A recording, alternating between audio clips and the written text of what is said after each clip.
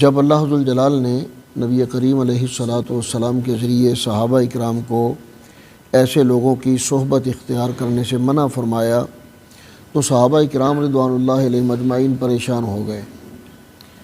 اور ان کی پریشانی کی وجہ یہ تھی کہ اگر ہم ان کے ساتھ میل جول چھوڑ دیں تو ہم تو بیت اللہ شریف میں مسجد حرام میں جا ہی نہیں سکتے، طواف کرنے کے لیے بھی نہیں جا سکتے کہ وہاں وہ لوگ ہوتے ہیں۔ اور دوسری پریشانی ان کے لیے یہ بنی کہ اگر ہم ان سے ملیں گے نہیں تو انہیں حق بات کی دعوت کیسے دیں گے، انہیں دین اسلام کی دعوت کیسے دیں گے، یا وہ جو دین کا مذاق اڑاتے ہیں ہم دین کو ان سے کیسے بچائیں گے، یا اللہ تعالیٰ کی آیات کا مفہوم تبدیل کرتے ہیں، اللہ تعالیٰ کی آیات کا تمسخر اڑاتے ہیں، تو ہم دین کو کس طرح بچائیں گے، اللہ ذوالجلال کے کلام کو کس طرح بچائیں گے اگر ان سے میل جول سے منع کر دیا۔ تو اللہ ذوالجلال نے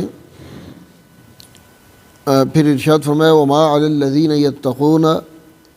مِنْ حِسَابِهِمْ مِنْ شَيْءٍ، کہ وہ لوگ جن کے دلوں میں تقوی ہے، جو متقی لوگ ہیں، پرہیزگار لوگ ہیں، ان پر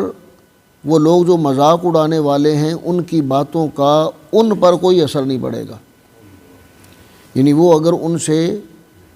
وَلَكِنْ ذِكْرَىٰ لَعَلَّهُمْ يَتَّقُونَ، اگر وہ نصیحت کرنے کے لیے، انہیں دین کی تبلیغ کرنے کے لیے، انہیں اچھی باتیں بتانے کے لیے، یا انہیں غلط چیزوں سے، بری باتوں سے روکنے کے لیے اگر وہ ان سے ملتے ہیں تو اس ملنے سے ان پر کوئی اثر نہیں پڑے گا جو وہ غلط باتیں کرتے ہیں، جو دین کا مذاق اڑاتے ہیں۔ لہذا نصیحت کے لیے اور اس نیت سے کہ وہ تقوی اختیار کر لیں، وہ بھی ایمان لے آئیں، وہ بھی اپنے عقائد و نظریات درست کر لیں، اس نیت سے ان لوگوں سے ملنے کی اجازت دی اللہ تعالیٰ نے۔ اور یہ صرف اجازت اس صورت میں تھی کہ ان کی باتیں